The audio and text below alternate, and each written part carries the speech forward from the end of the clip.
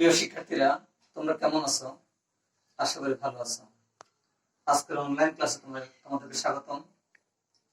আমার আজকের ক্লাসটি হলো তোমরা যারা এবার জেএসসি পরীক্ষার্থী অর্থাৎ অষ্টম শ্রেণীর শিক্ষার্থী যারা, তোমাদেরকে নিয়ে আমার আজকের ক্লাসটি গণিত বিষয়ের জ্যামিতি বিষয়ক অধ্যায়, নবম অধ্যায়। আর টপিকটি হলো পিথাগোরাসের উপপাদ্য। অষ্টম শ্রেণীর শিক্ষার্থীরা বা জেএসসি পরীক্ষার্থীরা, তোমরা আগামী নভেম্বরে জেএসসি পরীক্ষা দিবে ইনশাআল্লাহ। আমরা মহামারী করোনার কারণে আমাদের যে স্বাভাবিক ক্লাস সেটা করতে পারছি না। তারপরও আমার বিশ্বাস তোমরা আমাদের বিভিন্ন অনলাইন ক্লাসের মাধ্যমে তোমরা ঘরে বসে তোমরা প্রিপারেশন নিচ্ছ। আজকের ক্লাসটিও তোমরা মনোযোগ সঙ্গে খেয়াল করলে আশা করি তোমাদের কাজে লাগবে, তোমরা মনোযোগী হও। প্রিয় শিক্ষার্থীরা, তোমরা কি পিথাগোরাসের নাম শুনেছো? নিশ্চয় শুনেছ। তিনি একজন গ্রিক দার্শনিক ছিলেন এবং তিনি সমকোণী ত্রিভুজের সমকোণী ত্রিভুজের একটা বিশেষ বৈশিষ্ট্য নিরূপণ করেছেন। মূলত সেটি পিথাগোরাসের উপপাদ্য। আমরা এই অধ্যায়টির শেষে আমরা পিথাগোরাসের উপপাদ্য প্রমাণ করতে পারবো। আমরা ত্রিভুজের তিনটি বাহু দৈর্ঘ্য দেওয়া থাকলে ত্রিভুজটি কি সমকোণী ত্রিভুজ কিনা বলতে পারবো বা সেটি যাচাই করতে পারবো। আর পিথাগোরাসের সূত্র সমূহ প্রয়োগ করে আমরা বিভিন্ন সমস্যার সমাধান করতে পারবো।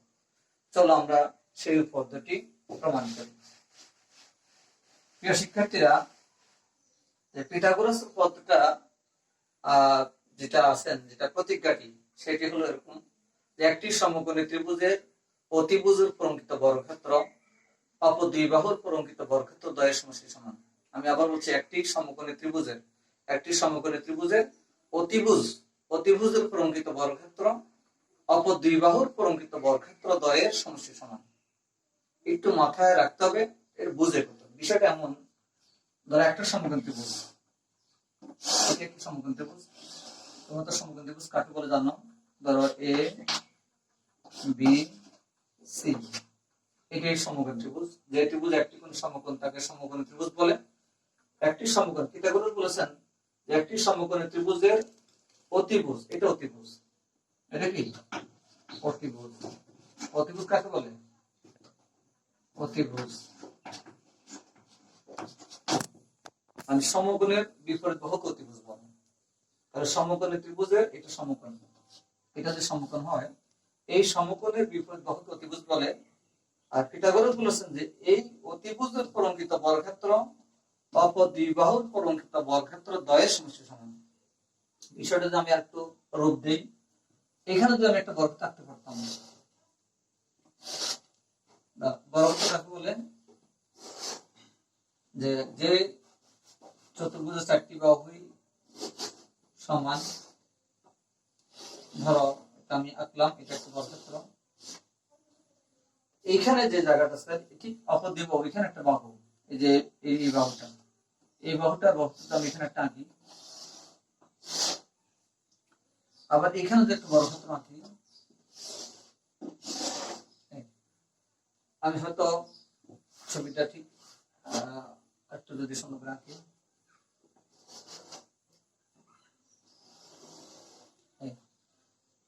তাহলে এই যে বর্গক্ষেত্রটি, এই যে অতিভুজ উপর যে বর্গক্ষেত্র আছে, এই বর্গক্ষেত্রের যে ক্ষেত্রফল, সেই ক্ষেত্রফলটি হবে এই বাহু এর বাহুর উপর অঙ্কিত বর্গক্ষেত্র আর এই বাহুর উপর অঙ্কিত বর্গক্ষেত্র, এই দুইটা ক্ষেত্রফলের যোগফল হবে এটা ক্ষেত্রফল। তার মানে এই ক্ষেত্রফলটা হবে এই দুই বাহুর যোগফলের ক্ষেত্রফল। আমি যদি এখন আরেকটু বলি যে এটা একটা বাহু মনে করো, এই বাহুটা এটা এবি, এটা এই বাহু, তাহলে এই এবি, এটা এবি, এটা তো আমি আঁকি নাই, আঁকা হয়নি। এই বাহুটাও এবি হবে সমান, এটাও এবি হবে, এটাও এবি হবে। তার মানে এখানে ক্ষেত্রফল হবে এবি স্কয়ার। কারণ আমরা জানি ত্রিভুজের বর্গক্ষেত্রের ক্ষেত্রফল বাহু স্কয়ার। তাহলে এবি বাহুর উপর অঙ্কিত বর্গক্ষেত্র যদি হয় আঁকা যায়, তাহলে তার ক্ষেত্রফল হবে এবি স্কয়ার। আর এদিকে ঠিক সরি, এখানে এবিসি ধরলাম, সরি এসি, তাহলে এটা হবে এসি স্কয়ার। আবার এবি বাহুর উপর যদি একটা বর্গক্ষেত্র আঁকা যায়, তার ক্ষেত্রফল হবে এবি স্কয়ার। তেমনি বিসি বাহুর উপর অঙ্কিত বর্গক্ষেত্র যেটি হবে তার ক্ষেত্রফল হবে বিসি স্কয়ার। এখন পিথাগোরাসের উপর যদি আমরা মাথায় সেট করি, তার আলোকে যদি দিকে তাকাই, তাহলে এসি স্কয়ার হবে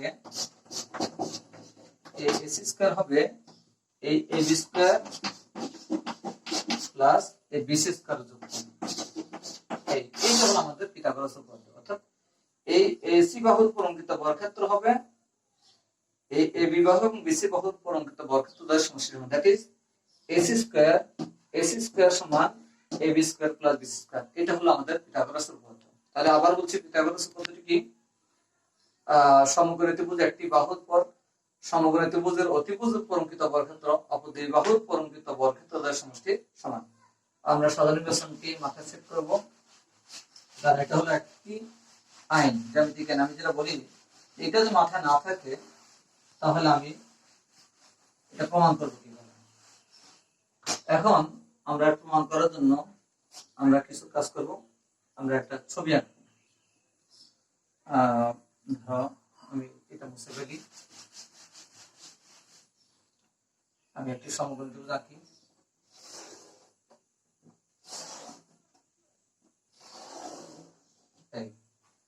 এটার নাম দিব আমি এ,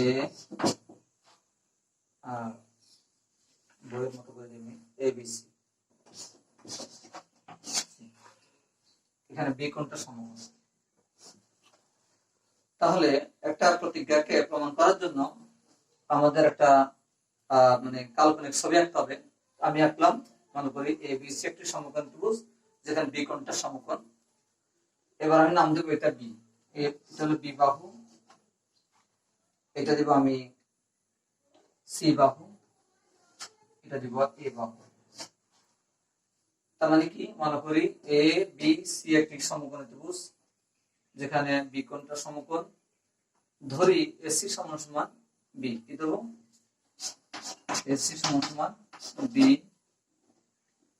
এবি সমান সমান সি এবং বিসি সমান সমান এ। তাহলে এইটা হলো অতিভুজ।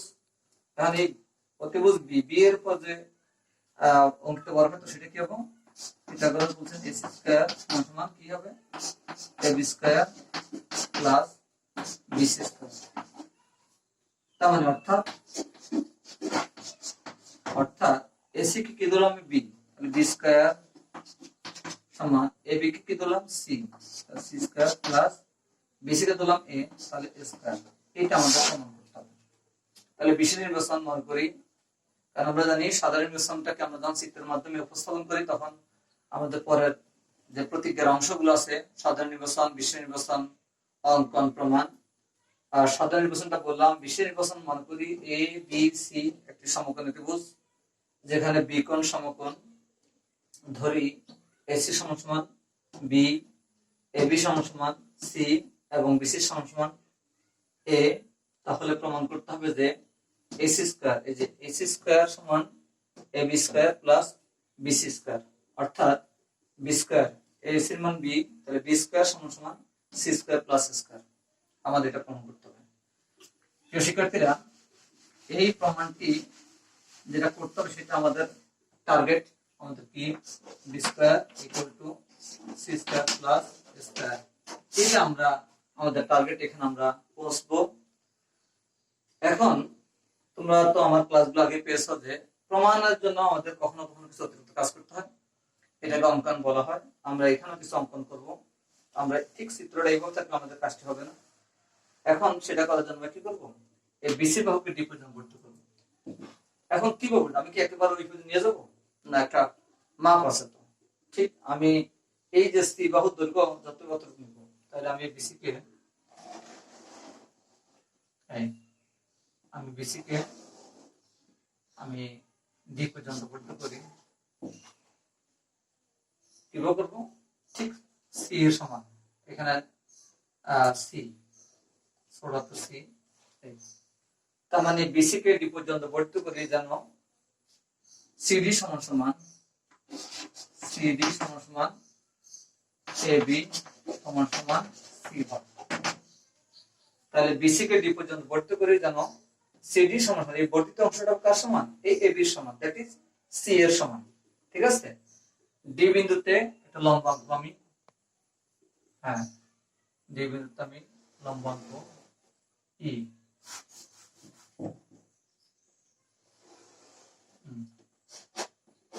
ই ডি লম্ব আঁকি, এখানে ডিটা এটা তো আমি সি এর সমান, ডিটা নিব কার সমান, ওই এর সমান, তাহলে এটা কি নিব এ। তার মানে ডি বিন্দুতে ডি লম্ব আঁকি যেন ডি সমান সমান বিসি সমান সমান এ হয়। এ বুঝা যাচ্ছে?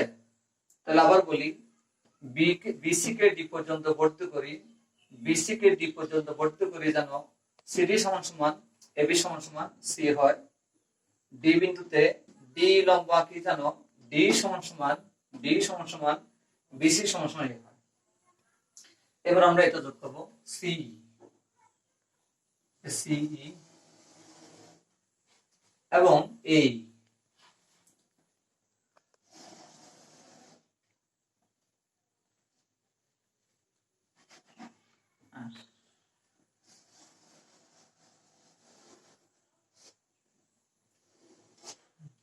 তাহলে আমরা কি করলাম, সি সি দুইটা বিন্দু যোগ করতে হলে কমা দিতে হবে, সি কমা ই এবং এ ই যোগ করে, ঠিক আছে? তাহলে এই কাজটি হলো আমাদের অঙ্কন। তাহলে আবার বলছি, অঙ্কনটা একটু খেয়াল করো, বিসি কে ডি পর্যন্ত বর্ধিত করে যেন সিডি সমান সমান এবি সমান সমান সি হয়। ডি বিন্দুতে ডি লম্ব আঁকি যেন ডি সমান সমান বিসি সমান সমান এ হয়। এখন সিই এবং এ ই যোগ করি, এটি হলো আমাদের অঙ্কন। এখন দেখো, আগে যে সিম্পল একটা সমকোণ ত্রিভুজ ছিল সেটি কিন্তু একটা ভিন্ন রকমের চিত্র চলে আসছে, অর্থাৎ আমার কিছু বাড়তি উপাত্ত তথ্য আমি পেয়ে গেছি, যেখান থেকে আমরা আমাদের টার্গেটে পৌঁছতে পারবো। শিক্ষার্থীরা, আমাদের জ্যামিতির কতগুলো ধাপ থাকে, ধাপগুলো যে আমরা স্টেপ বাই স্টেপ করে যাই তাহলে আমাদের কাজটা করা সহজ এবং মাথায় থাকবে বা ভুল হবে না। প্রথমে আমরা যে কাজটি করব, আমরা এই যে দেখো এখানে পুরোটার মধ্যে এটা একটা ত্রিভুজ, এটা একটা ত্রিভুজ, এটা একটা ত্রিভুজ হয়ে গেছে। প্রথমে আমাদের যে এই মূল ত্রিভুজ এবং নতুন যে ত্রিভুজ ছিল সেই দুটো ত্রিভুজের মধ্যে আমরা কম্পেয়ার করব। আমরা যদি দেখি ত্রিভুজ এবিসি এবং ত্রিভুজ সিডিই, ত্রিভুজ চিহ্নটা আমরা দিব এখানে, সবসময় থাকবো ত্রিভুজ সিডিই এ, কি বললাম, ত্রিভুজ এ বি সি এবং ত্রিভুজ সিডিই এ কি কি সমান। আমাদের মাথায় রাখতে হবে, আমরা দুইটা ত্রিভুজকে যখন কম্পেয়ার করব তখন আমাদের ক্লাস 7 এর যে জ্ঞান সেটা আমাদের মাথায় চলে আসবে। আমরা দুইটা ত্রিভুজের মধ্যে কম্পেয়ার করে দুইটা ত্রিভুজকে আমরা সর্বসম প্রমাণ করার যে শর্তগুলো আছে, মনে আছে কি তোমাদের? তোমরা ক্লাস 7 পড়েছো যে ত্রিভুজের দুইটা ত্রিভুজকে সর্বসম প্রমাণ করার জন্য কয়টি শর্ত আছে? কয়টা? 4টা। এটা বাহু বাহু বাহু, এটা বাহু কোণ বাহু, এটা কোণ বাহু কোণ, আর একটা সমকোণী ত্রিভুজ বাহু। তাহলে আমরা দেখি কি কি সমান পাই আমরা এখানে।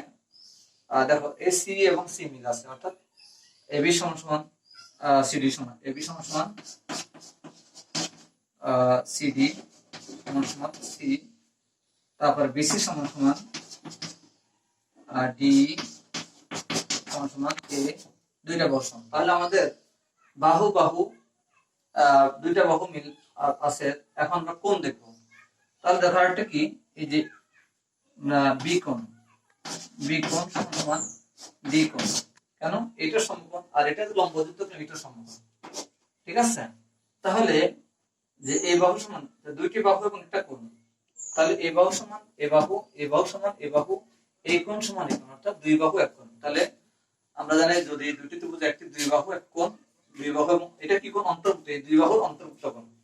যদি দুটি ত্রিভুজের একটি দুই বাহু এবং তাদের অন্তর্ভুক্ত কোণ যথাক্রমে অপরটি দুই বাহু এবং তাদের অন্তর্ভুক্ত কোণ সমান হয়, তবে ত্রিভুজটি সর্বসম। সুতরাং আমরা বলতে পারি কি, ত্রিভুজ এ বি সি সর্বসম ত্রিভুজ সি ডি। আচ্ছা, ঠিক আছে। এখন এই দুটো ত্রিভুজ সর্বসম, অর্থাৎ এই ত্রিভুজটা এই ত্রিভুজ সর্বসম যেহেতু, তাহলে এর অনুরূপ অন্য যে কোনো অংশ সমান হবে। তাহলে আমরা খুব সহজে বলতে পারি এই কোণটা সমান। সুতরাং কি বলবো আমরা? সুতরাং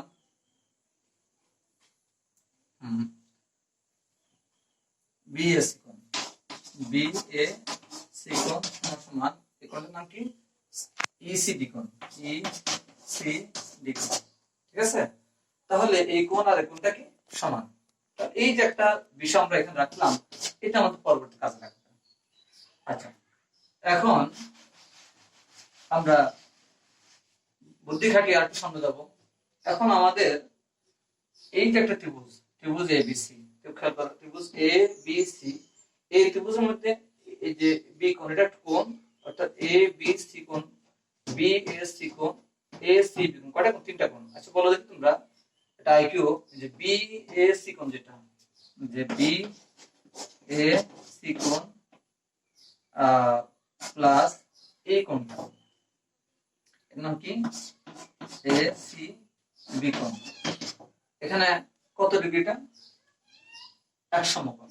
কারণ এটা যদি, কারণ একটা ত্রিভুজে 3 কোণের সমষ্টি 2 সমকোণ, এটা একাই 2 সমকোণ, এটা একাই কি সরি 1 সমকোণ। এই যে এটা বি, এই যে এ বি সি কোণ যদি 90 ডিগ্রি, তাহলে এই দুটো কত? 90 ডিগ্রি হবে। আচ্ছা, এখন তাহলে আমরা কি লিখবো? সমকোণ 1 সমকোণ।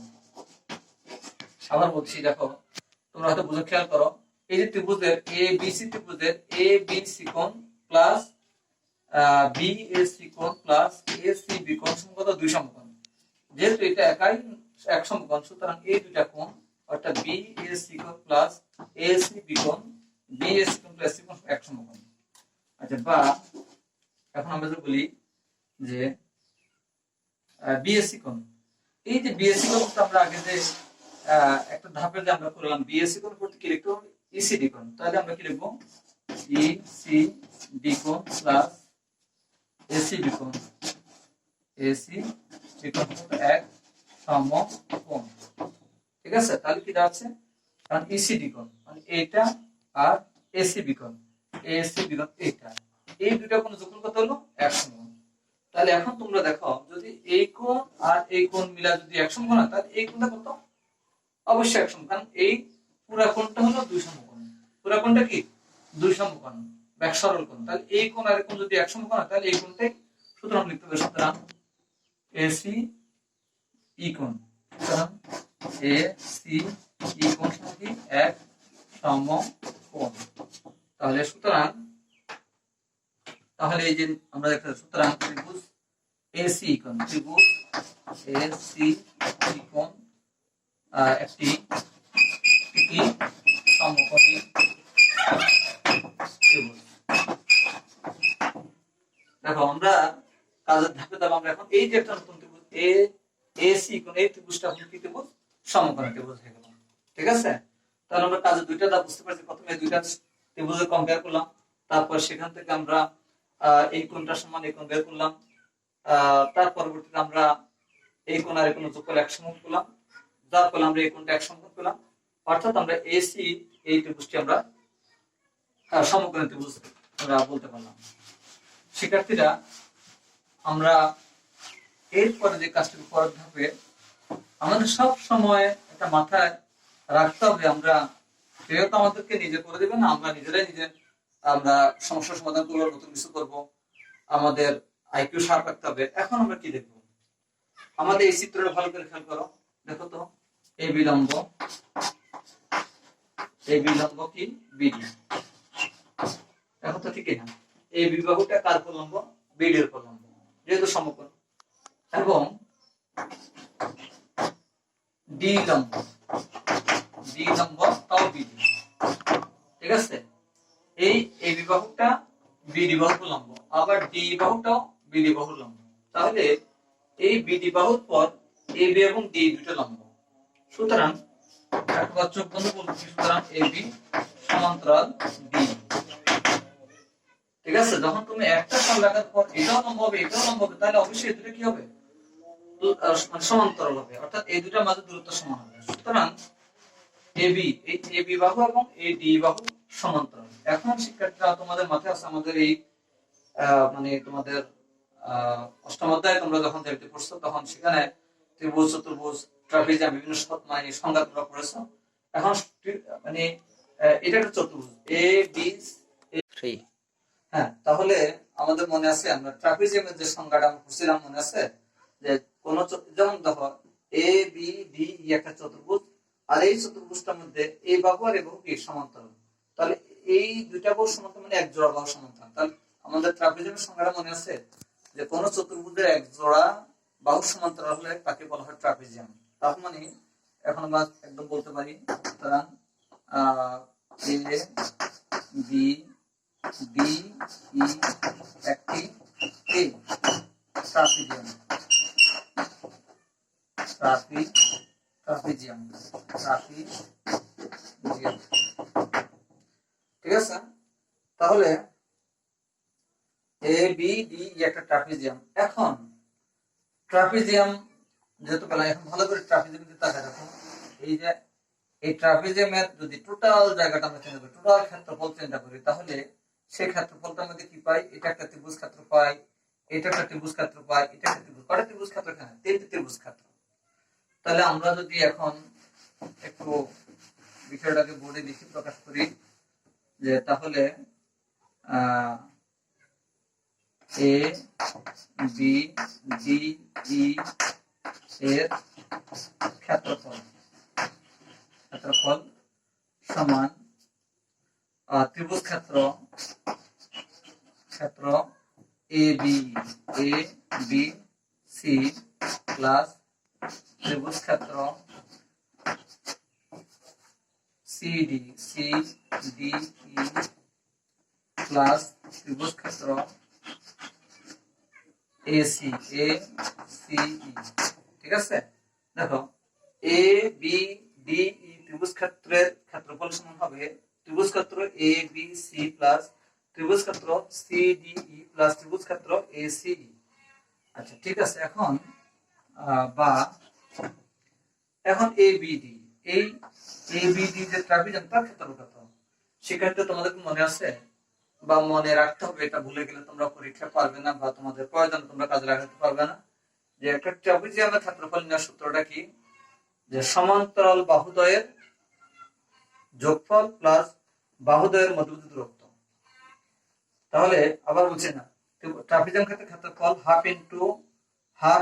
হাফ গুণ সমান্তরাল বাহুদ্বয়ের যোগফল গুণ বাহুদ্বয়ের মধ্যবর্তী দূরত্ব। তাহলে আমি কি লিখবো? হাফ গুণ সমান্তরাল বাহুদ্বয়, যে এই বাহু এবং এই দুই বাহুর মধ্যবর্তী দূরত্ব বিডি, তাহলে বিডি আমরা গুণ কি লিখবো? সমান্তরাল বাহুদ্বয়ের দৈর্ঘ্য এবি প্লাস ডি। ঠিক আছে, তাহলে হাফ ইন্টু এটা গুণ দরকার নাই, হাফ ইন্টু বিডিটা হলো এই যে বাহুদ্বয়ের মধ্যে দূরত্ব ইন্টু এবি প্লাস ডি। এবিটা হলো একটা সমান্তরাল বাহু আর অপর সমান্তরাল বাহু ডি, এটা সমান কি হবে? এখন প্রথমে ত্রিভুজ ক্ষেত্র, এটা ত্রিভুজ ক্ষেত্র এবিসি, তাহলে এবিসি আমরা ত্রিভুজ ক্ষেত্রের ক্ষেত্রফল নিশ্চয়ই জানি, হাফ ইন্টু ভূমি ইন্টু উচ্চতা, মনে আছে কি? তাহলে হাফ গুণ ভূমি কত আছে? আমরা এ, ভূমি এ, উচ্চতা সি। আচ্ছা, প্লাস এবার ত্রিভুজ কত? সিডি, এই যে সিডি, এটা ক্ষেত্রফল কি হবে? তাও হাফ ভূমি কত আছে? এটা ভূমি দিতে হবে আমাদেরকে এ, আর উচ্চতা আছে সি, প্লাস এবার এই ত্রিভুজ ক্ষেত্র এসি, এ সি ই, তাহলে এটা যদি বি হয় এটা বি, তাহলে হাফ ইন্টু মানে এটা ভূমি বি হলে উচ্চতা বি, তাহলে কি হবে? B square, half B square লিখতে আমরা কি লিখতে পারি এখানে? Half plus half B square.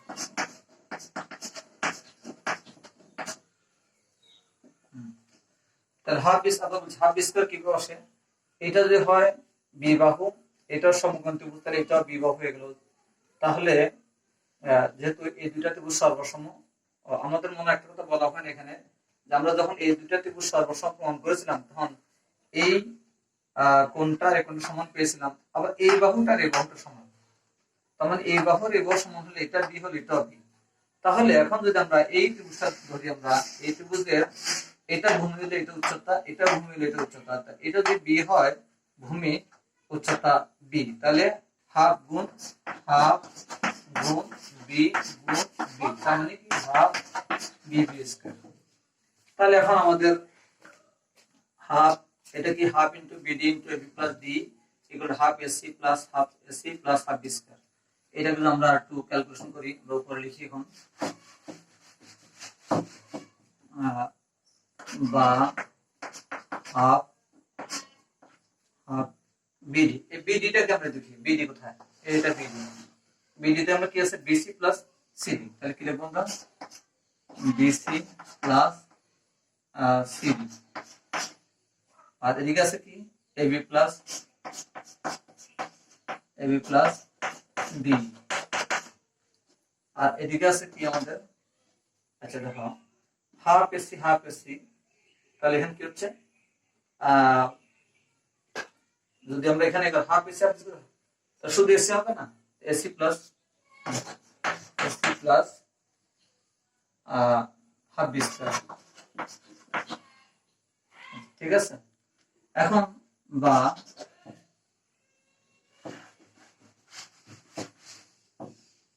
মান বসাই, হাফ ইনটু যে বিসি এর মান কত আছে, এ, এই যে বিসি মান কি এ, তাহলে এ প্লাস সিডি মান কত, সি ইনটু এবি কোথায়, এই যে তাই মান কি তার সি প্লাস ডি কত, তার মান এ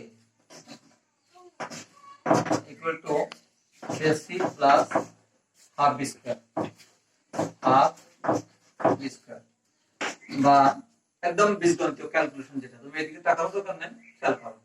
তাহলে আমরা হাফ এ প্লাস কি সি প্লাস মানে এ প্লাস সি, তাহলে কি লিখব আমরা, এ প্লাস সি হোল স্কয়ার করব, কারণ এ প্লাস সি গুণ এ প্লাস সি, তাহলে কি হবে, আবার বলছি তুমি c plus a, that is a plus c এক কথাই, তাহলে এ প্লাস সি কে দিয়ে এ প্লাস সি গুণ করলে A plus C whole square equal to হবে AC plus half B square.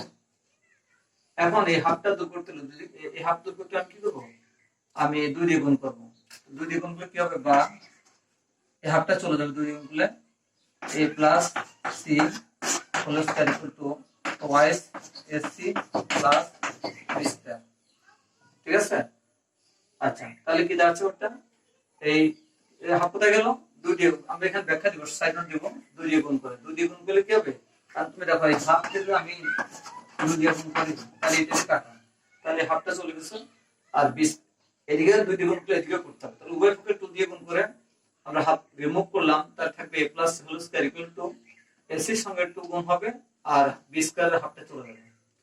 আচ্ছা, তারপর আমরা কি করব, বা এখানে কি দাঁড়াচ্ছে, square plus twice AC plus C square, সূত্র তোমরা যে সূত্র a প্লাস হোল স্কয়ার সূত্র পড়ছো, তাহলে square plus twice b plus b square equal to twice AC plus b square. এবার যদি আমরা এটাকে পক্ষান্তর করি, তাহলে কি দাঁড়াচ্ছে ওটা, জাস্ট বি স্কয়ারকে এদিকে নিয়ে আসলাম ইকুয়াল টু, এখানে কি হবে, টুয়াইস, যদি আমরা ক্যালকুলেশন করি কি হবে, ধরো উভয় পক্ষে এসি বাদ দিলে কি square plus C square equal to b square, কি করলাম, উভয় পক্ষে এসি বাদ দিলাম, তাহলে এদিকে থাকবে স্কয়ার, এদিকে সি স্কয়ার, আর টুয়াইস এদিকে চলে গেল, এদিকে বি স্কয়ার বসলো, টুয়াইস চলে গেল, তার মানে এখন এটা এর পাশে আছে ওইটার পাশে আছে, আমাদের দরকার বি স্কয়ার কাকে না, তাহলে আমরা পক্ষ পরিবর্তন করে, সুতরাং আমরা কি লিখব, B square equal to square plus C square, বা C square plus C square, তাহলে দেখো একটাই প্লাসের সমান C square plus C square প্রমাণিত। তাহলে এই কাজটা টোটালি একদম বীজগণিত, এটা নিয়ে আমাদের চিত্র দেখা লাগতেছে না, জাস্ট আমাদের মাথা ঠান্ডা করে আমরা স্টেপ বাই স্টেপ বীজগণিতের সূত্র যে প্রয়োগ, সেই প্রয়োগ এবং সমীকরণ যে বিধি পক্ষ পরিবর্তনের, সেই জিনিসটা আমরা করলাম। তাহলে আমার মনে আমাদের যে টার্গেট, সেই টার্গেট আমরা পৌঁছলাম। প্রিয় শিক্ষার্থীরা, এই হলো পিথাগোরাসের উপপাদ্যের প্রমাণ। আশা করি তোমরা ক্লাসটি উপভোগ করেছো, এবং এই যে অনলাইন ক্লাসের সুবিধা আমি যেটা খুব সুস্পষ্ট বলি, যে এমনি আমরা যখন একটা ক্লাস করি তখন সেই ক্লাসটি তোমরা যদি মন দিয়ে শোনো একবারে শুনতে পারো, আর যদি কোনো কারণে অমনোযোগী হও তাহলে সেই ক্লাস তোমার লস হয়ে যায়। কিন্তু অনলাইন ক্লাসের সুবিধা হলো তুমি এটা রিভিউ করে করে বারবার তুমি ক্লাসটা ফলো করতে পারবে। আশা করি এটা একটি যত তোমরা নতুন ক্লাসে নতুন উপপাদ্য, এটা তোমার জন্য কঠিন মনে হতে পারে, কিন্তু যদি তোমরা একাধিকবার আমার ক্লাসটা ফলো করো এবং যদি নিজে নিজে প্র্যাকটিস করো, আমার মনে হয় তোমাদের ক্লাসটা একদম পার্মানেন্ট হয়ে যাবে। পিথাগোরাস উপপাদ্য তোমাদের না জানা, না পড়ার, ইগনোর করার কোনো সুযোগ নাই। এটার উপর আমাদের আরো অনেক কাজ করতে হবে এবং পরবর্তী ক্লাসগুলো তোমরা পিথাগোরাস উপপাদ্যের সাহায্যে অনেক উপপাদ্য ও জ্যামিতি অনেক কাজ তোমাদের করতে সক্ষম হবে। তো সবাই ভালো থাকো, সবাইকে ধন্যবাদ, আল্লাহ হাফেজ।